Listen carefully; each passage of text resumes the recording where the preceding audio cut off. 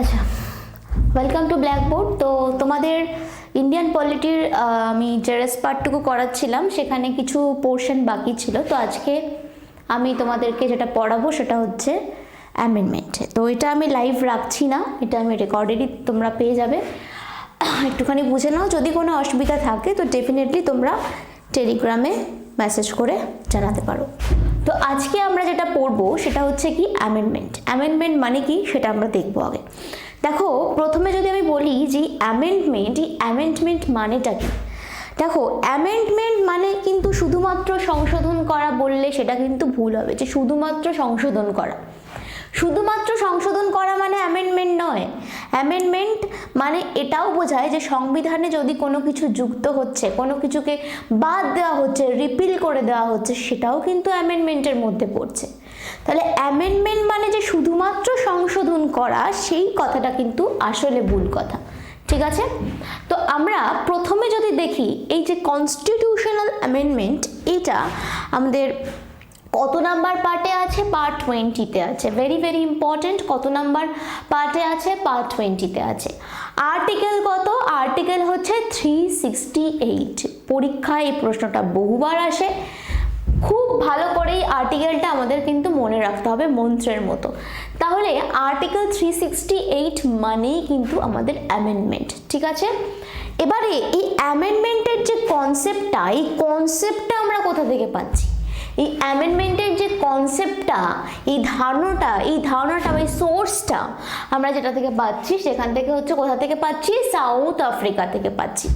South Africa থেকে পাচ্ছি।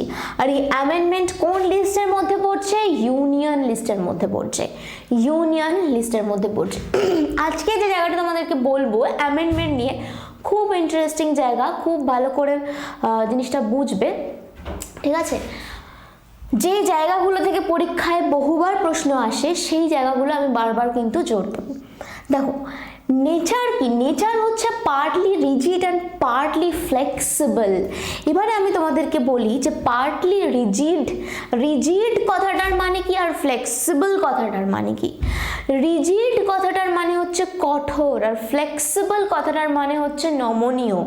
তাহলে একটা সংবিধানকে সংশোধন করার জন্য যদি খুব কঠিন প্রসেস, মানে খুব কঠিন প্রসেস নিয়ে চলতে হয়, খুব কঠিন প্রসেস অবলম্বন করতে হয়, সেটা হচ্ছে রিজিড। আর খুব ফ্লেক্সিবল যদি হয়ে যায়, নমনীয়ভাবে হয়ে যায়, সেটা হচ্ছে আমাদের সেটা ফ্লেক্সিবল। ঠিক আছে? ফ্লেক্সিবল। তাহলে এখানে ইন্ডিয়ান কনস্টিটিউশন, অ্যাকচুয়ালি রিজিড যে কনসেপ্টটা, এটা ইউএস এর কনসেপ্ট, আর ফ্লেক্সিবল যে কনসেপ্টটা, এটা হচ্ছে আমাদের ব্রিটেনের কনসেপ্ট। এবারে আমি যদি তোমাদেরকে বলি যে ইন্ডিয়ান কনস্টিটিউশন রিজিড না ফ্লেক্সিবল, তাহলে নাইদার রিজিড নর ফ্লেক্সিবল হবে, অথবা এরকম হতে পারে যে মিক্সড অফ বোথ, বা এরকম হতে পারে পার্টলি রিজিড পার্টলি ফ্লেক্সিবল। অনেক রকমভাবে এই জিনিসটাকে বলা যায়। পার্টলি রিজিড পার্টলি ফ্লেক্সিবলও কিন্তু এটাকে বলা যায়। বোঝা গেল? এবারে অথরিটিকে অ্যামেন্ডমেন্টে যে অ্যামেন্ডমেন্ট করছে, মোটামুটি আমাদের এই জায়গাটা খুব ভালো করে দেখতে হবে যে অ্যামেন্ডমেন্টের যে অথরিটি, যে সবার মাথার ওপর বসে আছে, parliament of India. Number of procedure, 3 ধরনের প্রসিজিওর মেনটেন করতে হয় অ্যামেন্ডমেন্টের ক্ষেত্রে: simple majority, special majority, and special majority of the parliament and the ratification of half of the state legislature। এবারে আমি তোমাদেরকে বলি, এগুলো তো তোমাদেরকে বলিয়ে দিয়েছি, জানো। সিম্পল মেজরিটি মানে আমাকে 50%-এর কথা মনে রাখতে হবে, স্পেশাল মেজরিটি মানে 2/3-এর কথা মনে রাখতে হবে। আর যখনই বলবে half of the state, ratification of half of the state, তখন আমার মানে কি? তার মানে কি? দেখো, স্টেটের সম্মতি নিতে হবে, স্টেটের রিকমেন্ডেশন আমাকে নিতে হবে। এখানে কি সেন্টার একা করছে না, তাহলে এমন কি সমস্যা হচ্ছে, এমন কাজ যেখানে সেন্টার একা করতে পারবে না, স্টেটকেও কিন্তু আসতে হবে এগিয়ে। তো সেই ক্ষেত্রে এমন সংশোধন যেখানে সেন্টার একা করতে পারবে না, সেখানে কিন্তু স্টেটের রেটিফিকেশনটাও দরকার। তো সেটাই হচ্ছে half of the state ratification. যতগুলো স্টেট আছে তার হাফ স্টেট নিয়ে তাদের রেটিফিকেশন দরকার হয়। এবারে আমি তোমাদেরকে বলি যে মেথডটা কি। অ্যাকচুয়ালি অ্যামেন্ডমেন্টে যে মেথডে হয়, প্রসিডিওর জানলাম যে তিনটে প্রসিডিওর ফলো করে হয়। সিম্পল মেজরিটির মানে তিনটে মেজরিটি লাগে, একটা সিম্পল মেজরিটি লাগে, স্পেশাল মেজরিটি লাগে, আর একটা হচ্ছে স্ট্যাটুট রেটিফিকেশন দিয়ে লাগে। বাট যদি তোমাকে বলা হয় যে মেথড কি আছে, কোন মেথডে অ্যামেন্ডমেন্টটা হচ্ছে, তাহলে নর্মালি মেথড হচ্ছে আমাদের জানতে হবে দু ধরনের মেথড থাকে, একটা হচ্ছে আমাদের ফর্মাল মেথড আর একটা হচ্ছে ইনফর্মাল মেথড। তো ফর্মাল মেথড মানে সেটা যেটা তোমার খুব সহজে নর্মাল প্রসেসের মাধ্যমে অ্যামেন্ডমেন্টটা হয়ে গেল, ঝামেলা মিটে গেল। কিন্তু ইনফর্মাল তখনই হবে না যখন জুডিশিয়ারি ইন্টারপ্রেট করছে, যখন জুডিশিয়ারি কনস্টিটিউশনকে ইন্টারপ্রেট করছে, সেরকম সিচুয়েশনের ক্ষেত্রে আমরা দেখব যে অ্যামেন্ডমেন্টটা হচ্ছে সেটা হচ্ছে ইনফর্মাল, মানে সহজ পদ্ধতিতে একটা হচ্ছে আর একটা ইন্টারপ্রেট করে হচ্ছে। তাহলে দুটো ডিফারেন্সটা আমরা বুঝলাম যে কোন মেথডে হচ্ছে, বোঝা গেল? তাহলে এই জিনিসটা খুব ভালো করে দেখবে যে নেচার কীরকম নেচার হচ্ছে, প্রসিডিওর কী কী লাগছে, মেথড কী কী লাগছে, খুব ইম্পর্টেন্ট। ঠিক আছে, এরপর দেখো অ্যামেন্ডমেন্ট পড়তে গেলে আমাদের অনেক কেস পড়তে হবে, কিন্তু সেই কেসগুলো আমি তোমাদেরকে পরে বলে দেব। বাট যে কেসটার কথা সব থেকে বেশি important, that is Kesavananda Bharati case.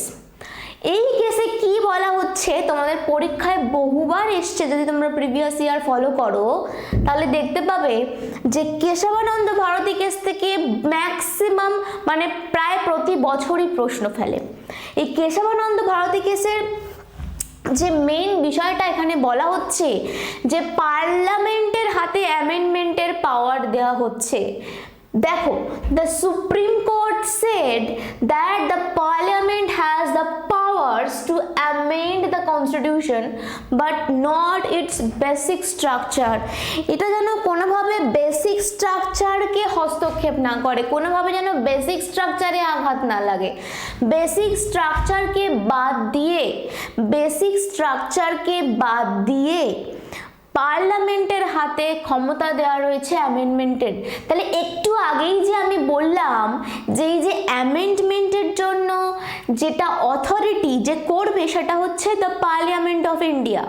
তাহলে এই যে পার্লামেন্টের হাতে যে ক্ষমতা দেওয়া হয়েছে, সুপ্রিম কোর্ট বলছে এই কেসের মাধ্যমে কি বলা হচ্ছে যে পার্লামেন্টের হাতে সংশোধন করার ক্ষমতা দেওয়া রয়েছে, কিন্তু বেসিক স্ট্রাকচারকে নয়।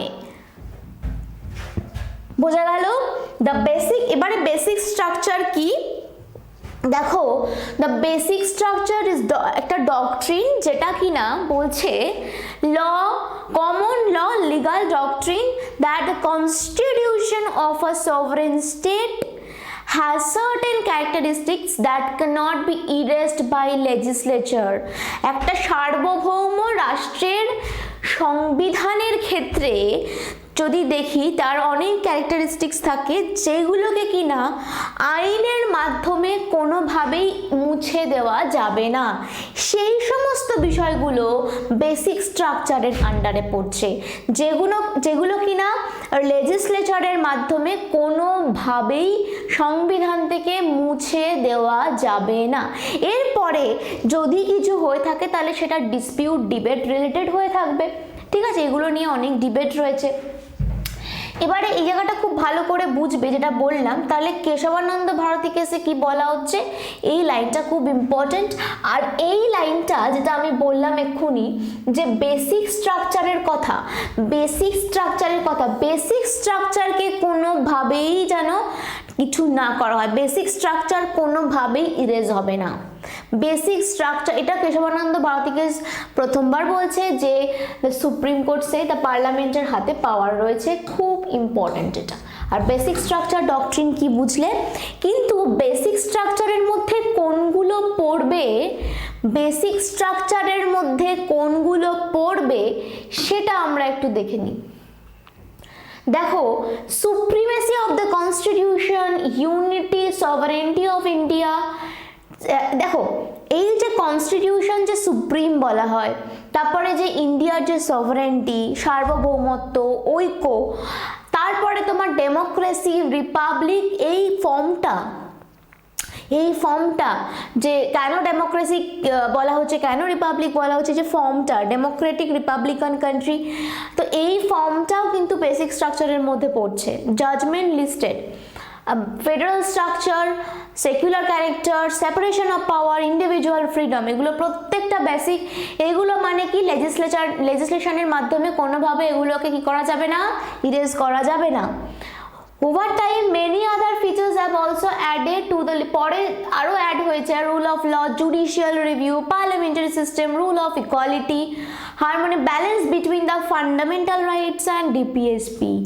ফান্ডামেন্টাল রাইটস অ্যান্ড ডিপিএসপির মাঝে যে ব্যালেন্সটা, এটাও কিন্তু কোনোভাবে বেসিক স্ট্রাকচারের বাইরে যাবে না। Free and fair election, limited power of the parliament to amend the constitution, পার্লামেন্টের হাতে ক্ষমতা দেওয়া রয়েছে কিন্তু লিমিটেড পাওয়ার, এইটাও কিন্তু বেসিক স্ট্রাকচারের বাইরে যাবে না। Power of supreme court of India, supreme কোর্টের যে পাওয়ারগুলো রয়েছে, আর্টিকেলগুলো কত কত আর্টিকেলের আন্ডারে যে পাওয়ারগুলো রয়েছে, সেই পাওয়ারগুলো কোনোভাবে বেসিক স্ট্রাকচারের বাইরে যাবে না। হাইকোর্টের পাওয়ার একইভাবে। তো এইগুলো কিন্তু আমাদেরকে মনে রাখতে হবে, কারণ পরীক্ষায় প্রশ্ন আসে যে কোনটা বেসিক স্ট্রাকচারের মধ্যে পড়ছে, কোনটা পড়ছে না। প্রত্যেকটা পয়েন্ট থেকে কিন্তু পরীক্ষায় প্রশ্ন আসতে পারে। ঠিক আছে, খুব ভালো করে আমরা এগুলোকে দেখে নেব। এরপর আমরা যদি দেখি যে কি, এই জায়গাটা আমরা খুব ভালো করে বোঝার চেষ্টা করি যে এখানে কি বলা হচ্ছে। এখানে যেটা বলা হচ্ছে যে article 368 can amend any part of the constitution including fundamental rights. Fundamental রাইটসকে ইনক্লুড করে যে কোনো পার্ট কনস্টিটিউশন করতে, মানে অ্যামেন্ড করতে পারছে আর্টিকেল 368 বলছে, without affecting the basic structure. এই লাইনটা ভেরি ভেরি ইম্পর্ট্যান্ট, একদম কি বলবো, এই লাইনটা দারুণ লাইন একটা, মানে খুব স্টেটমেন্ট তুলে দেয় এই লাইনটা থেকে, বুঝেছো? যে আর্টিকেল 368 বলছে পার্লামেন্ট যে কোনো পার্ট অ্যামেন্ড করতে পারে, কিন্তু বেসিক স্ট্রাকচার বাদ দিয়ে তাকে অ্যামেন্ড করতে হবে। এমনকি ফান্ডামেন্টাল রাইটকেও করতে পারে। ফান্ডামেন্টাল রাইটের তো অনেক এক্সাম্পল আছে, আমরা জানি, যেমন রাইট টু প্রপার্টি আমরা বলতে পারি। এবারে দেখো, অ্যাকর্ডিং টু আর্টিকেল 368 যে প্রসিজিওরগুলো ফলো করা হয় নর্মালি, সেই প্রসিজিওরগুলো কি কি আমাদের এই জায়গাটা একটু ভালো করে দেখতে হবে। যে according to article 368 the procedure for the amendment of the constitution is laid down in article 368। এই জায়গাটা খুব ভালো করে দেখো, খুব ইন্টারেস্টিং একটা জায়গা, খুব ভালো লাগবে আশা করি। দেখো, প্রথমে যেটা বলা হচ্ছে এখানে, সেটা কি বলা হচ্ছে একটু দেখে নিই। তো প্রথমে যেটা বলা হচ্ছে an amendment of the constitution can be initiated only by the introduction of a bill for the purpose in a, মানে বিলের ইন্ট্রোডাকশনের জন্য হচ্ছে কি করা হবে, অ্যামেন্ডমেন্ট করা হবে যে কোনো হাউসে, পার্লামেন্টের যে কোনো হাউসে, লোকসভা হোক রাজ্যসভা হোক, কিন্তু কোনো রকমভাবে স্টেট লেজিসলেচারে নয়। এখানে পরিষ্কার বলে দেওয়া হয়েছে, not in the state legislature, in either house of parliament, Lok Sabha Rajya Sabha, কিন্তু স্টেট লেজিসলেচারে নয়। বোঝা গেল? এরপর কি, তার মানে 368 কোথায় ভ্যালুয়েবল, 368 কোথায় অ্যাকসেপ্টেবল, সেই জিনিসটা আমরা দেখছি। এবারে দেখো, এই যে বিল, এই বিল নিয়ে কি হবে, অ্যামেন্ডমেন্ট হবে। বিল নিয়ে কি হবে, অ্যামেন্ডমেন্ট হবে। তাহলে পার্লামেন্ট কোনো একটা বিল পাস করাবে, সেই বিলটা কিসে পরিণত হয়, লয়ে পরিণত হয়, সেটা অ্যাক্ট হয়ে পাস হয়, তাই তো? বিল ল হয়ে অ্যাক্ট হয়ে পাস হয়ে যাচ্ছে। বোঝা গেছে? তাহলে একটা bill can be introduced either by a minister, হতে পারে সেটা প্রাইভেট মেম্বার হতে পারে, নন মিনিস্টার যারা, ঠিক আছে? বাট এক্ষেত্রে প্রেসিডেন্টের পারমিশনের কিন্তু প্রায়োরিটি লাগে না, ঠিক আছে? প্রায়ার পারমিশন কিন্তু লাগে না প্রেসিডেন্টের। তাহলে the bill can be introduced in either by a minister by a private member and does not require prior permission of the president. বোঝা গেল? The bill must be passed in each house by a special majority, two-third majority of present plus voting পড়িয়ে দিয়েছি। তাহলে special মেজরিটির মাধ্যমে কিন্তু pass হবে, কিন্তু each হাউসে, লোকসভা রাজ্যসভা। তাহলে দেখো যদি প্রশ্ন তোমাকে করা হয় যে amendment bill, constitutional amendment bill বা সিএএ বিল, সরি সিএ বলছে, সিএ বিল বা কনস্টিটিউশনাল অ্যামেন্ডমেন্ট বিল বা সিএবি ক্যাব, ঠিক আছে? এই কনস্টিটিউশনাল অ্যামেন্ডমেন্ট বিল কোন হাউসে পাস করানো হয়? আনসার হবে দুটো হাউসেই। কিন্তু দুটো হাউসে শুধু পাস করানো হয় এমনটা নয়, দুটো হাউসকে আলাদা আলাদা করে পাস করাতে হবে। যেমন এখানে আমি দেখলাম যে বলছে দেখো, তাহলে প্রত্যেকটা হাউসে বিলটাকে পাস করানো হচ্ছে স্পেশাল মেজরিটির মাধ্যমে, যে মেজরিটিটা 50%-এর বেশি, আবার বলতে পারি 2/3 মেজরিটির ওপর of the total membership of the house, majority 2/3 majority present plus voting। আমরা বুঝলাম যে present plus voting এর 2/3 majority very important, তো এর মাধ্যমে পাস করানো হচ্ছে। এবার এইখানে যেটা বলা হচ্ছে each house must pass the bill separately, এক্ষুনি বললাম যে দুটো হাউসে শুধু পাস করানো হবে বিলটাকে, তা নয়, বিলটাকে দুটো হাউসে আলাদা আলাদা করে পাস করাতে হবে, বিলটাকে দুটো হাউসে আলাদা আলাদা করে পাস করাতে হবে, বুঝলে? In case of a disagreement between the two houses, যদি কোনো রকম ভাবে ধরো লোকসভা রাজ্যসভার মধ্যে ওই বিল নিয়ে সংঘাত তৈরি হয়, যদি কোনো রকম ভাবে ডিবেট তৈরি হয়, সেক্ষেত্রে কোনো রকম জয়েন্ট সিটিং হবে না। ওই জয়েন্ট সিটিং এর মাধ্যমে প্রেসিডেন্টের এসে জয়েন্ট সিটিং এর মাধ্যমে সব মিটমাট করে দেবে, এরকমটা কিন্তু হবে না। তাহলে কনস্টিটিউশনাল অ্যামেন্ডমেন্ট বিলে no joint sitting, constitutional amendment বিলে নো জয়েন্ট সিটিং, বুঝলে? তাহলে there is no provision for holding a joint sitting of the two houses for the purpose of deliberation and passage the bill। Clear হলো? no joint sitting। If the bill seeks to amend the federal provisions of the constitution, federal provision কখন লাগবে না? যখন union একা সামলাতে পারছে না বা ইউনিয়নের দ্বারা একা এটাকে করতে পারছে না, তখন কি হবে? তখন স্টেটকেও আসতে হবে, তখন স্টেটকেও এগিয়ে আসতে হবে, তাহলে ফেডারেল প্রভিশন লাগবে। তখন কি হবে? যখন স্টেট এগিয়ে আসবে তখন কিন্তু half of the state of ratification of half of the state আসবে, একটু আগে যেটা আমি বললাম, ঠিক আছে? তখন কিন্তু এই মেজরিটিটা চলে আসবে, তখন এই মেজরিটির মধ্যে, যখন ইউনিয়ন একা করতে পারছে না, যখন স্টেটকে লাগবে, তখনই স্টেট রেটিফিকেশন লাগবে by a simple majority, by a simple majority, that is majority of the members of the house present plus voting। তার মানে ক্লিয়ার হলো, present plus voting এর মেজরিটি লাগবে। তার মানে সিম্পল জিনিস আমি বলে দিলাম, যখনই ফেডারেল প্রভিশন লাগছে তার মানে স্টেটের রেটিফিকেশন লাগবে, আর তখনই সিম্পল মেজরিটি দিয়ে কিন্তু হবে, বুঝতে পারলে? এবার দেখো, after duly passed by both the houses of parliament and ratified by the state legislatures where necessary, the bill is presented to the president for assent।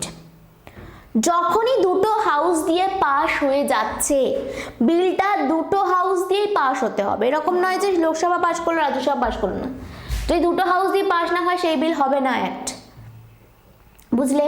দুটো হাউসকেই আলাদা আলাদা করে পাস করাতে হবে, জয়েন্ট সিটিং তো হবেই না, আলটিমেটলি গিয়ে দুটো হাউসকেই আলাদা আলাদা করে পাস করাতে হবে, যদি একটা হাউস না বলে তাহলে সেটা হবে না, বোঝা গেল? তাহলে দুটো হাউসেরই ইকুয়াল ইম্পর্টেন্স এখানে আছে। এখানে আমরা পরিষ্কার বুঝলাম যে কনস্টিটিউশনাল অ্যামেন্ডমেন্ট বিলে দুটো হাউসেরই ইকুয়াল ইম্পর্টেন্স রয়েছে, ঠিক আছে?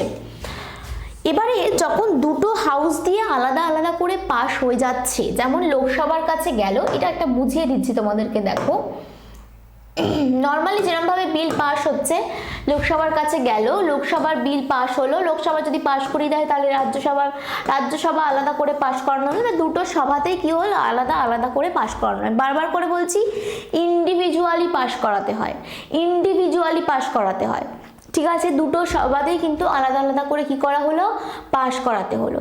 তারপরে কি হবে, after duly passed by the both of the houses of parliament and ratified, যখনই স্টেট লেজিসলেচারের রেটিফিকেশন লাগছে, যেখানে নেসেসারি সেখানেই লাগবে, কিন্তু স্টেটের রেটিফিকেশন যেখানে নেসেসারি সেখানেই লাগবে। কখন নেসেসারি হবে, যখন ফেডারেল প্রভিশন কাজ করবে, যখন রেটিফিকেশন অফ দ্য স্টেট কাজ করবে, তখনই কিন্তু স্টেট লেজিসলেচারের মানে নেসেসিটি থাকবে। The bill is presented to the president for action, তার মানে লোকসভা পাস হলো, রাজ্যসভা পাস হলো, ইন্ডিভিজুয়ালি পাস হলো। কিভাবে পাস হলো না, এটা ইন্ডিভিজুয়ালি পাস হলো, বোঝা গেল। এই যে ইন্ডিভিজুয়ালি পাস হলো, এরপর কোথায় যাবে, এরপর ডিরেক্টলি যাবে হচ্ছে প্রেসিডেন্টের কাছে। তাহলে প্রেসিডেন্টের কাছে যাবে মানে কি, প্রেসিডেন্টের কাছে কি জন্য যাবে, প্রেসিডেন্টের কাছে সম্মতির জন্য যাবে, প্রেসিডেন্টের কাছে অ্যাসেন্টের জন্য যাবে।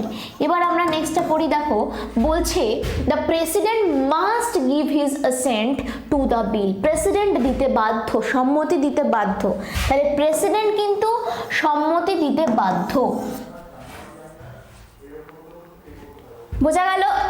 এবার দেখো, he can neither withhold his assent to nor return the bill, না সে উইথহোল্ড করে রাখতে পারবেন তিনি, আর না হলে না তিনি রিটার্ন করতে পারবেন কনসিডারেশনের জন্য, কিচ্ছু করতে পারবেন না।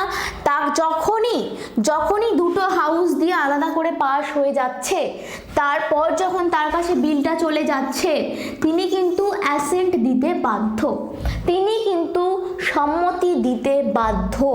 তাহলে president must give his accent, এই বিলে তিনি কিন্তু অবশ্যই সম্মতি দেবেন।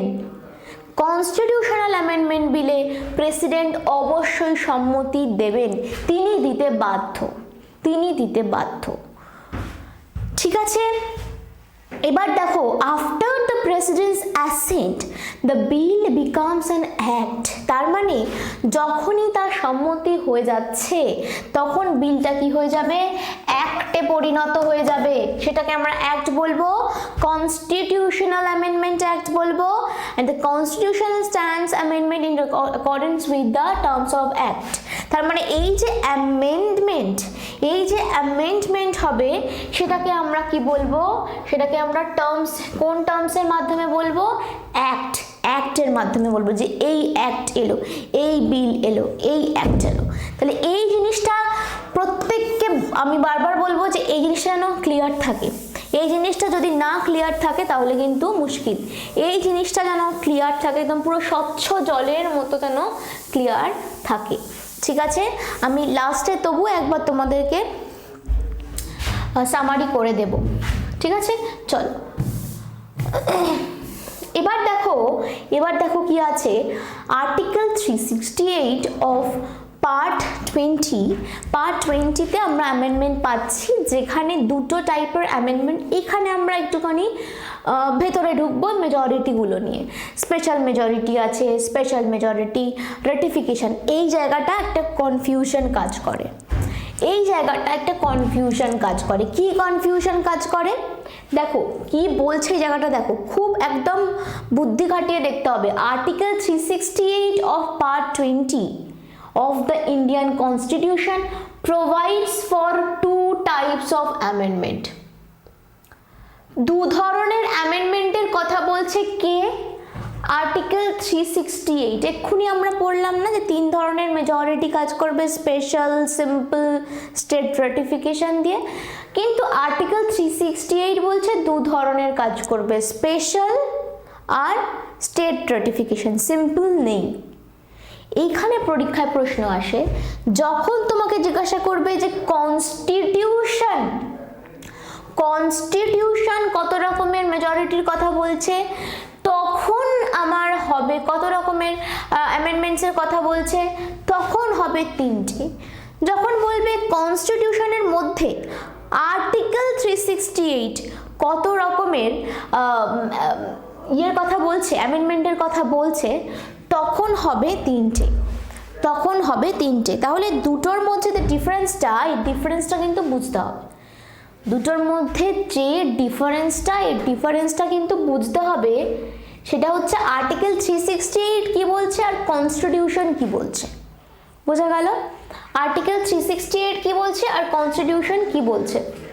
তাহলে আর্টিকেল 368 যেটা বলছে, তার মানে একটা জিনিস বুঝে নিলাম যে আর্টিকেল 368 যেটা বলছে সেটা হচ্ছে কি, সেটা হচ্ছে যে special majority of the parliament রাটিফিকেশনের কথা বলছে। কিন্তু যখন কনস্টিটিউশন বলছে তখন কিন্তু 3 ধরনের মেজরিটির কথা বলছে, 3 ধরনের অ্যামেন্ডমেন্টের কথা বলছে।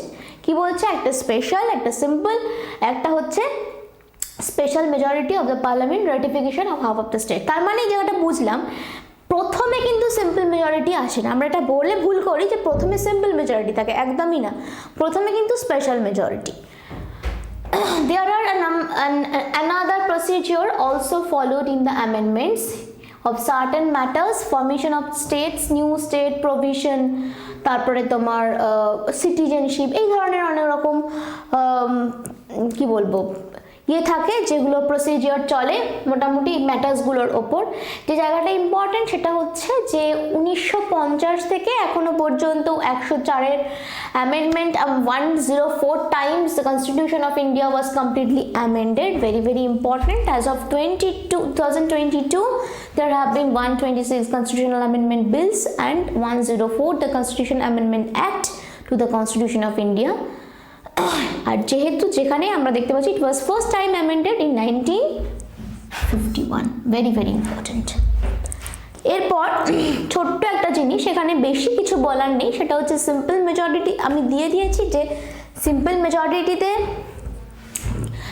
মেজরিটি কোথায় লাগছে, যেমন ধরো নতুন স্টেট ফরমেশনের ক্ষেত্রে লাগছে, কোনো এক্সিস্টিং স্টেটকে কারোর সাথে জোড়ার সাথে লাগছে, এরকম ক্ষেত্রে লাগছে, বা কোনো abolition or creation of legislative council সেক্ষেত্রে লাগছে। সেকেন্ড স্কেডিউল রিলেটেড যাবতীয় যা কিছু প্রভিশন, সেকেন্ড স্কেডিউল রিলেটেড মানে কি, সেকেন্ড স্কেডিউল মানে কি এমালিউমেন্টস যেগুলো রয়েছে, যে এমালিউমেন্টস রিলেটেড যাবতীয় যা কিছু ওই টাইপের। তোমাদের স্কেডিউল নিয়ে একটা আমি আলাদা দিয়ে দেবো যে কী কী স্কেডিউল আছে, সেটা কিভাবে মনে রাখবে যারা জানো না তাদের জন্য, সেটা দিয়ে দেবো। কোরাম রিলেটেড, স্যালারি, পার্লামেন্টের স্যালারি রিলেটেড সমস্ত কিন্তু এগুলো কি সিম্পল মেজরিটির আন্ডারে পড়বে।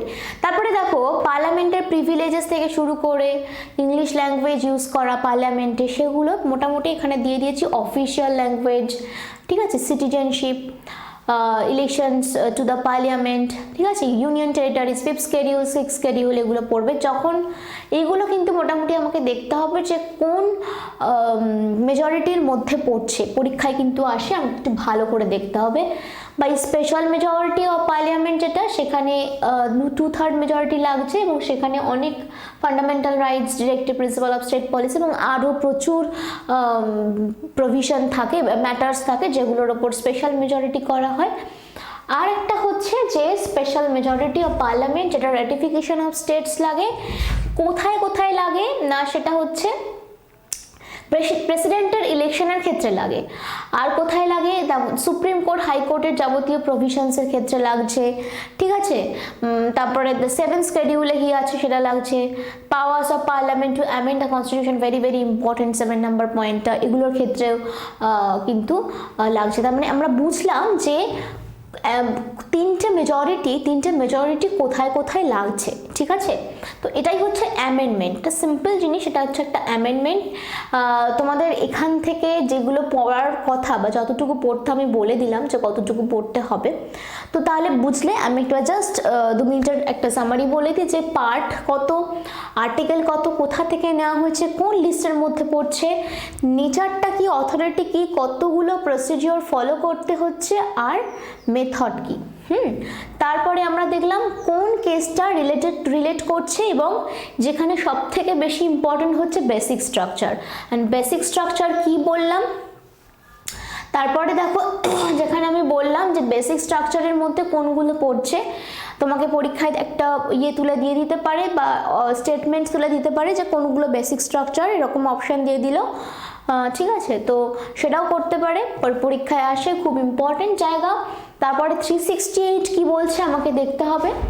368 কি বলছে এখানে, এই যে 368 এর আন্ডারে যে কনস্টিটিউশনাল অ্যামেন্ডমেন্টটা হচ্ছে, এই অ্যামেন্ডমেন্টটা কিভাবে হচ্ছে, কোন হাউসগুলো আছে, এবার হাউসের মধ্যে ডিবেট হলে সেখানে জয়েন্ট সিটিং বসছে কি বসছে না, দুটো হাউসে ইন্ডিভিজুয়ালি পাস করার পর সেটা কার কাছে যাচ্ছে, তো এই পুরো প্রসিজিওরটা কিন্তু ভেরি ভেরি ইম্পর্টেন্ট। তারপরে দেখো, তারপরে কি আছে এটা আমি বলে দিলাম। তারপরে এখানে 3টে মেজরিটি, আর্টিকেল 368 কতগুলো মেজরিটির কথা, কতগুলো অ্যামেন্ডমেন্টের কথা বলছে, আর কনস্টিটিউশন কতগুলো অ্যামেন্ডমেন্টের কথা বলছে, এটা কিন্তু ভুলাবে না, ঠিক আছে।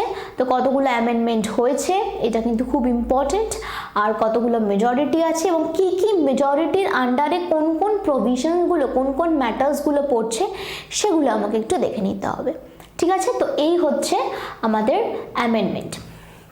ওকে, তাহলে প্রত্যেকের ক্লিয়ার হলো। অ্যামেন্ডমেন্টের অনেকের চেয়েছিলে অ্যামেন্ডমেন্টের ক্লাস, এবং ভেরি ভেরি ইম্পর্টেন্ট তোমাদের এক্সামের জন্য, এটা আমি দিয়ে দিলাম, তোমরা দেখে নিও, যদি কোনো রকম কোনো সমস্যা থাকে জানিও। ওকে, তো ক্লাসটা এখানে এন্ড করছি, থ্যাংক ইউ।